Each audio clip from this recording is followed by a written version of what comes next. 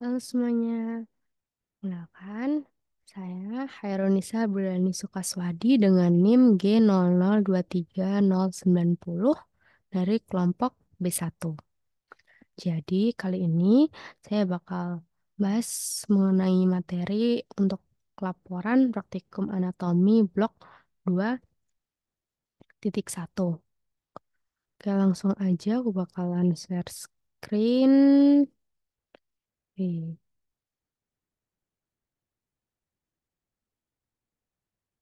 Oke. Jadi nanti bakalan ada 3 topik yang bakal dibahas. Jadi untuk topik yang pertama itu ada ereksi dan ejakulasi. Nah, jadi yang pertama saya bakal bahas untuk yang ereksi terlebih dahulu. Jadi untuk ereksi dari penis itu tuh dikontrol sama yang namanya sistem saraf parasimpatik. Nah, sistem saraf parasimpatik ini dia itu tuh serabut aferennya itu ada pada nervus dorsalis penis, kemudian nanti eh berlanjut nervus pudendus, kemudian ada cornu posterior segmen sakral 2 sampai 4 dan sentrum genitospinal. Kemudian untuk yang serabut efferents dari ereksi itu melalui dari nervus Splanopelvici, kemudian nanti berlanjut ke plexus cavernosus, kemudian nanti, efektor, kemudian nanti bakal terjadi kontraksi musculus ischiocavernosus, kemudian bakal lanjut eh, terjadinya vasodilatasi arteri profunda penis dan arteri dorsalis penis, dan nanti bakalan berlanjut ke arteri helicinae dan cavernae corpora cavernosa yang nanti bakal terisi darah. Kemudian setelah arteri helicini terisi darah itu bakal nyebabin tunika albigenianya ini tegang dan mengakibatkan vena dorsalisnya itu terjepit kemudian terjadi ereksi. Nah, untuk spesifiknya itu tuh jadi tuh ereksi dia itu tuh disebabin sama impuls saraf parasimpatis yang menjalar dari bagian sakral medula spinalis melalui saraf pelvis ke penis. Nah, jadi tuh ini tuh berlawanan sama sebagian besar serat saraf parasimpatis lain. Nah, jadi tuh parasimpatis ini tuh diyakini bakal melewati oksida nitrat dan atau vasoaktif intestinal peptida selain acetylcholine. Nah, kemudian nanti tuh oksida nitratnya ini tuh mengaktifin enzim guanilin siklase yang dia tuh bakal nyebabin peningkatan pembentukan guanosin monofosfat siklik. Nah, nanti guan guanosin monofosfat siklik ini bakal ngelebarin arteri-arteri penis dan jalinan trabekula serat-serat atau polos di jalinan adaktir, corpus cavernosa dan corpus spongiosum dalam batang penis. Nah, jadi itu melemasnya otot-otot polos dari pembuluh darah ini nyebabin aliran darah ke dalam penis ini bertambah dan akhirnya tuh ngelepasin oksida nitrat dari sel-sel endotelial pembuluh darah dan terjadi namanya vasodilatasi. Nah, jadi tuh nanti ini yang bakal kemudian terjadinya ereksi. Nah, selanjutnya untuk yang ejakulasi. Nah, jadi untuk yang ejakulasi dia itu tuh refleks kontraksi peristaltik dari vas deferens dan vesica seminalis yang ngeluarin tuh sekitar 3 mililiter semen yang di mana tuh terkandung sekitar 300 juta spermatozoa. Nah, untuk ejakulasi sendiri dia itu tuh terjadi di pusat refleks medula spinalis yang mulai ngelepasin impuls simpatis yang meninggalin medula spinalis pada segmen T12 pada segmen T12 sampai lumbal 2. Nah, dan berjalan ke organ genital melalui plexus hipogastrik dan plexus saraf simpatis pelvis untuk mengalami emisi. Nah, jadi ejakulasi itu kan terbagi jadi dua, ada emisi sama ejakulasi. Nah, untuk yang emisi ini tuh dimulai dengan kontraksi vas deferens dan ampula yang menyebabin keluarnya sperma ke dalam uretra internal. Nah, kemudian kontraksi lapisan otot kelenjar prostat yang diikuti dengan kontraksi vesikula seminalis ini tuh bakal mengeluarkan cairan prostat dan cairan seminalis ke dalam uretra juga dan mendorong sperma lebih jauh. Nah, kemudian semua cairan-cairan ini tuh bakalan bercampur di uretra internal dengan mukus yang telah disekresi oleh kelenjar bulbo uretra untuk membentuk semen. Ini untuk kelenjar bulbo uretranya ini yang kecil ini. Kemudian eh ya, pengisian uretra interna dengan semen itu ngeluarin sinyal sensorik yang dihantarkan melalui nervus pudendus ke regio sakral medula spinalis, sinyal sensoris.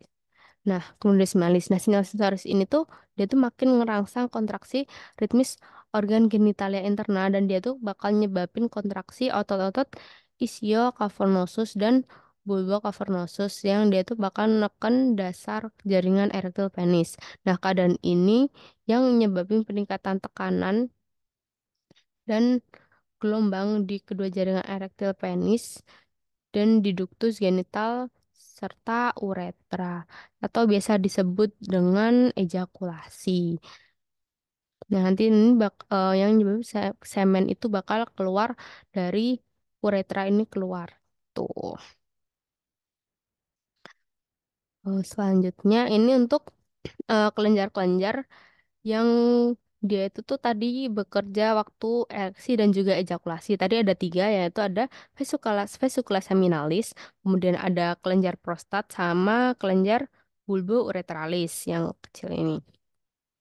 Nah, jadi yang pertama vesicula seminalis ini preparat tampak dari dorsal.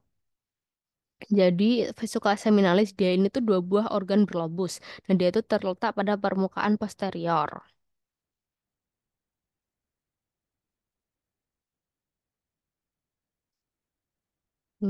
Glandula vesiculosa. Glandula vesiculosa. Dia itu apa tadi letaknya tuh di posterior dari vesicula urinaria.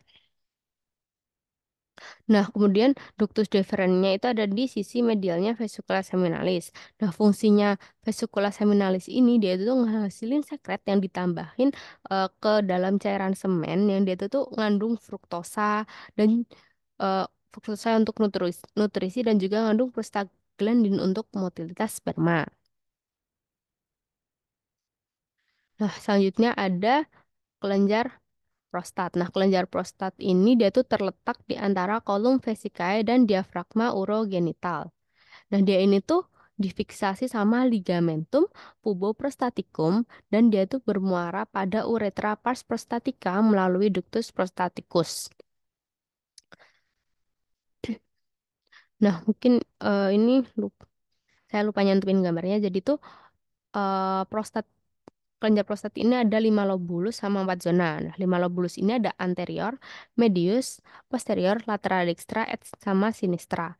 Nah, kalau yang 4 zonanya itu ada yang transisional, periuretral, sentral, sama periferal. Nah, fungsinya dari kelenjar prostat ini dia itu untuk menghasilin cairan tipis seperti susu yang mengandung asam sitrat dan fosfat asam yang ditambahin waktu ejakulasi itu. Nah, untuk eh sekretnya sekret prostata itu bersifat alkalis yang dia tuntut untuk menetralkan suasana asam dalam vagina. Selanjutnya ada kelenjar bulbourethralis yang kecil ini. Nah, dia ini tuh terletak di antara diafragma urogenital di bawah musculus sphincter urethra externum. Nah, salurannya ini tuh bermuara pada uretra pars spongosa. Nah, kelenjar bulbourethralis ini dia itu tuh homolog sama glandula vestibularis mayor di wanita. Nah, fungsinya dia ini tuh untuk hasilin sekret waktu ereksi. Nah, sekretnya ini tuh untuk pelumas sebelum berhubungan seksual seperti itu. Oke, next ke topik selanjutnya itu ada fertilisasi dan implantasi. Nah, jadi yang pertama itu ada fertilisasi. Jadi tuh ketika yang pertama itu kan ovum itu dikeluar ovum itu dikeluarkan dari ovarium, dia akan ditangkap sama fimbrinya fimbre ovarika. Nanti ini bakalan berlanjut ke ampula tuba uterina. Nah, di ampula ini biasanya ini yang tempat terjadinya fertilisasi. Nah, jadi tuh eh, ketika setelah berhubung nanti kan sperma itu masuk, kemudian mulai berjalan ke bagian ampula. Nah, nanti itu ketika sperma ini sudah bertemu dengan ovum, sperma-sperma ini tuh harus dia itu akan rebutan gitu. Dia tuh harus masuk ke ovum, dia tuh harus melewati corona radiata sama zona pellucida yang mengelilingi ovum. Nah, sperma ini tuh nembus corona radiata itu dengan enzim-enzim yang ada di membran dari membran permukaan yang ada di daerah kepala sperma. Nah, sperma ini bisa nembus zona pelisuda, pelisida. Pelisida itu hanya dengan setelah berikatan dengan reseptor spesifik di permukaan lapisan. Seperti pada. Nah, kemudian enzim akrosom itu bakal mencerna zona pelusida dan memampukan sperma dengan ekornya yang masih bergerak untuk membuat jalan yang melewati sawar protektif. Nah, jadi sperma sperma pertama yang bisa mencapai ovum, yang bisa mencapai zona pelusida, bisa melewati zona dan juga masuk ke ovum, dia itu tuh bakal berfusi dengan membran plasma ovum. Dan kepalanya itu bakal memasuki sitoplasma ovum. Kemudian ekor sperma itu bakal mulai menghilang, dan yang masuk itu hanya bagian yang kepala, yang membawa informasi genetik. Nah, penggabungan sperma dan sel telur ini tuh memacu suatu perubahan kimiawi di membran yang mengelilingi ovum sehingga lapisan yang bagian luar ini tidak dapat lagi ditembus sama sperma yang lain. Nah, fenomena ini tuh bisa disebutnya itu dengan block to polispermi. Nah, bagian terluar atau regiokortikal ovum dia itu mengandung granula kortikal yang dipenuhi oleh enzim. Nah, seperti ini. Yang dipenuhi oleh enzim. Nah, pelepasan kalsium intrasel yang diinduksi oleh fertilisasi ke dalam sitosol itu memicu eksositosis granula kortikal ini ke dalam ruang antara membran sel tarum dan zona pelusida. Nah, enzim ini tuh berdifusi ke dalam zona pelusida tempat menginaktifkan reseptor sehingga reseptor ZP3 sehingga sperma yang lainnya tuh nggak bisa mencapai zona pelusida.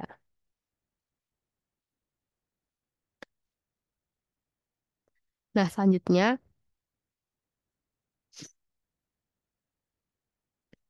sampai zona pelusida.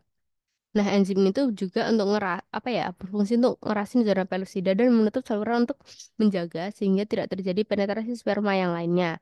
Nah, selanjutnya itu ada pelepasan Ca2+ dalam sitosol ovum itu untuk memicu pembelahan meiosis kedua sel telur dan sekarang siap untuk bersatu dengan sperma untuk menyelesaikan proses fertilisasi. Nah, selanjutnya itu nanti nukleosperma dan ovum dia itu bakal menyatu karena adanya suatu sentrosom yang disediain oleh sperma yang membentuk mikrotubulus untuk membawa kromosom pria dan wanita itu bersama untuk bersatu. Nah, itu pembagian sebagian kromosom ke ovum yang terfertilisasi yang bakalan berubah yang disebut dengan zigot. Nah, sperma ini tuh juga bakal mengaktifkan enzim-enzim ovum yang esensial bagi perkembangan awal embrio.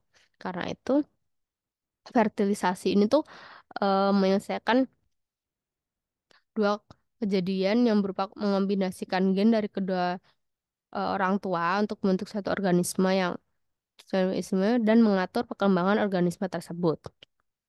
Nah, saja setelah terjadi fertilisasi ini bakal ada yang namanya transport transport zigot dan juga implantasi. Nah, jadi untuk yang ini waktu hari pertama ini tuh kan terjadi fertilisasi. Nah, setelah berlanjut-lanjutnya waktu untuk hari ke-1 dan kedua, hari 1 sampai ke-2, dia ini tuh bakal terjadi pembelahan mitosis pertama hingga membentuk morula. Nah, selanjutnya untuk yang hari ke-3 ke-4 itu terjadi pelemasan konstruksi tuba uterina yang sehingga tuh morulanya itu terdorong ke lumen uteri. Nah, selanjutnya untuk hari selanjutnya itu ada eh, hari ke-5 sampai ke-7, dia tuh morula tuh mengapung bebas di lumen uterus sambil melakukan pembelahan hingga menjadi blastokista.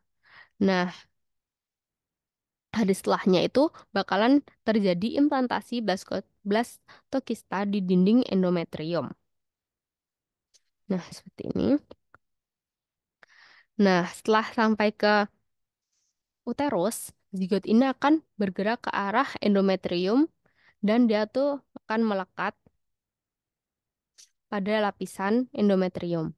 Nah, pada tahap ini tuh sel trofoblast dari zigot ini maka bakalan mulai tumbuh dan menembus lapisan endometrium untuk membentuk plasenta. Nah, selanjutnya itu sel trofoblast yang telah menembus endometrium ini bakal menembus lebih dalam lagi ke lapisan dinding rahim atau lapisan basal. Nah, tahap ini tuh disebut dengan invasi. Nah, kemudian setelah itu sel trofoblast ini tuh bakal ngebentuk sinaps dengan pembuluh darah maternal, yaitu arteri spiral yang terletak di dalam dinding rahim. Nah, proses ini tuh mungkinin untuk pasokan darah dan nutrisi dari ibu ke embrio. Kemudian sel trofoblastnya ini akan membentuk membran amnion, yaitu yang melindungi janin dan cairan ketuban. Selain itu juga sel trofoblast ini tuh membentuk membran korion, yaitu membran yang bungkus embrio dan plasenta. Seperti itu. Untuk next ke topik selanjutnya itu ada traktus urinarius atau perjalanan urin dan berkemih. Oke, jadi untuk perjalanan urin sendiri, jadi yang pertama itu kan ada di ginjal. Nah, di ginjal ini tuh terdapat 3 tahap, yaitu ada filtrasi, ada reabsorpsi, sama augmentasi. Nah, filtrasi sendiri dia itu kan proses penyaringan darah yang dia itu terjadi di corpusculum Malpighi yang terdiri dari glomerulus dan kapsula Bowman. Nah, jadi yang pertama itu nanti dari arterial afferent itu masuk ke corpusculum Malpighi dan dia ini tuh bakalan terjadi filtrasi. Nah, nanti hasil filtrasi itu bakal keluar menuju arterial afferent dan bakalan dibawa menuju sistem vena. Nah, jadi hasil dari hasil filtrasi ini tuh biasanya tuh disebut dengan urin primer. Nah, jadi tuh dari glomerulus ini tadi urin primer ini bakal ngalir menuju kapsula Bowman dan apa ya? Jadi setelah oh ya, jadi setelah dari glomerulus ini kan ke kapsula Bowman dulu, baru nanti bakal disebut sama yang namanya urin primer. Nah, urin primer ini dia itu tuh masih ada kandungan air, glukosa, asam amino, garam, dan juga urea. Tapi eh, jadi yang diserap di glomerulus sama kapsula Bowman ini tuh protein sama eritrosit. Jadi ketika urin masih mengandung protein sama eritrosit, berarti terjadi kerusakan di bagian glomerulus atau kapsula Bowman-nya. Itu. Nah, jadi nanti dari setelah dari glomerulus nanti ini bakal keluar ke tubulus contortus proximal. Nah, di tubulus contortus proximal ini tuh bakal terjadi yang namanya reabsorpsi atau penyerapan kembali. Nah, jadi tuh di sini itu merupakan terjadinya tuh penyerapan kembali zat-zat yang berguna bagi tubuh. Nah, zat-zat ini tuh mempunyai nilai ambang substansi tinggi yang masih diserap kembali, sedangkan nilai yang kalau substansinya rendah itu nanti bakalan kebuang bersama dengan urin dan tidak terreabsorpsi sama tubulus. Nah, nanti zat-zat ini tuh yang terabsorpsi itu bakal masuk ke pembuluh darah yang mengelilingi tubulus. Nah, untuk zat-zatnya yang diserap kembali itu ada glukosa, asam amino, dan ion-ion anorganik seperti Na+, Ka+, Ca2+, dan lain-lain. Nah, hasil dari reabsorpsi di tubulus kontrol proksimal ini tuh atau TKP ini tuh dinama disebut dengan urin sekunder.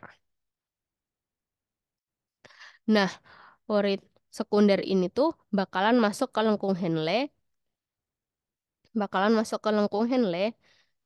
Nah, dia tuh bakal terdesensus sehingga volume urin sekunder itu berkurang dan menjadi pekat. Nah, ketika urin sekunder ini nyampe lengkung Henle, ascendens, garam, NAPS itu bakal dipompa keluar dari tubulus sehingga urin tuh bakal jadi lebih pekat dan volume urin tuh tetap.